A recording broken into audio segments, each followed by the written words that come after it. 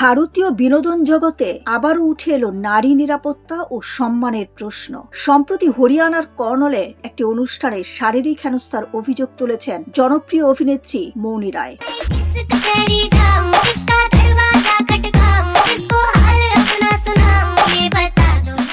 মৌনী জানান, অনুষ্ঠানে উপস্থিত অতিথিদের আচরণে তিনি চরমভাবে হতাশ ও বিরক্ত। তার ভাষায়, ওই অনুষ্ঠানে এমন কিছু লোক ছিলেন যাদের বয়স আমার দাদার সমান, অথচ সেই দুজন ও তাদের পরিবারের পুরুষ সদস্যরা ছবি তোলার সময় আমার কোমরে হাত দেন।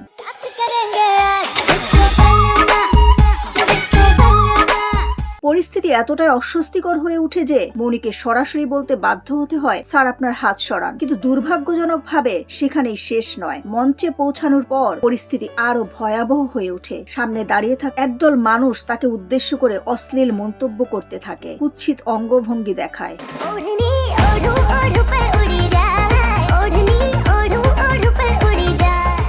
আক্ষেপের সুরে মৌনী আরো বলেন, আমার মতো একজন পরিচিত অভিনেত্রী যদি এমন অভিজ্ঞতার শিকার হই, তাহলে ইন্ডাস্ট্রিতে নতুন আসা মেয়েরা কি ভয়াবহ পরিস্থিতির মুখোমুখি হয় তা কল্পনাও করতে পারি না। এই ঘটনা আবারও প্রশ্ন তুলে দিল, মঞ্চে, অনুষ্ঠানে কিংবা জনসমক্ষে একজন নারী কি আদৌ নিরাপদ? নারীর প্রতি সম্মান কি এখনো অনেকের কাছে কেবল কথার মধ্যে সীমাবদ্ধ?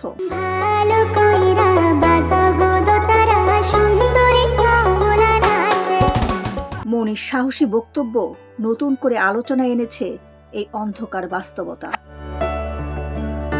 ডেস্ক রিপোর্ট, সোনালী নিউজ।